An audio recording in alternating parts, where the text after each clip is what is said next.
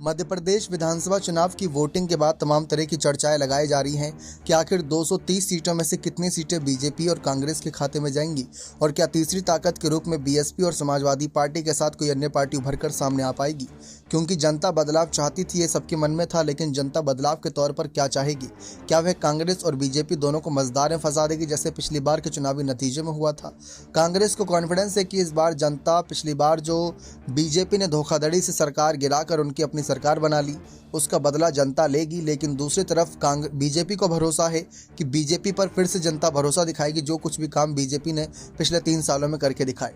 अब किसके भरोसे पर जनता का दिल जीता गया है, ये तो देखना दिलचस्प रहेगा। लेकिन तमाम तरह के सर्वेज निकलकर सामने उसमें साफ दावा किया जा रहा है। अधिकतर सर्वे में कांग्रेस की जीत दिखाई गई और कुछ सर्वे में बीजेपी को बहुत क्लोज फाइट देते हुए दिखाया गया और कुछ सर्वे में बीजेपी की जीत दिखाई गई। तो इस वजह से इस बार काफ़ी मज़ेदार जंग हो गई है।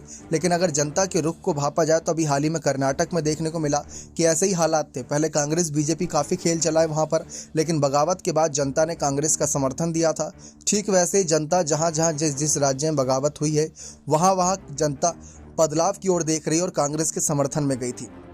अगर ऐसे ही चलता रहा तो कांग्रेस की जीत मध्य प्रदेश में तय मानी जा सकती है। राहुल गांधी काफ़ी राज्यों में भ्रमण कर रहे हैं, अलग अलग राज्यों में अपनी बातें रख रहे हैं।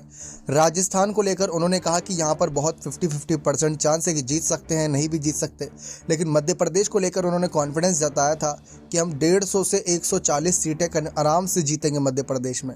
पिछली बार तो जनता का विश्वास जीत लिया था और 114 सीटें जीत ली थी और ये बहुत मुश्किल काम था, क्योंकि 15 साल बाद कांग्रेस की सत्ता आई थी और 15 महीने में गिरा दी गई सिंधिया की वजह से। तो उसका जवाब जनता देगी और बीजेपी की करारी हार होने वाली है और एक तरफा जीत बीजेपी की नहीं बल्कि कांग्रेस की होगी।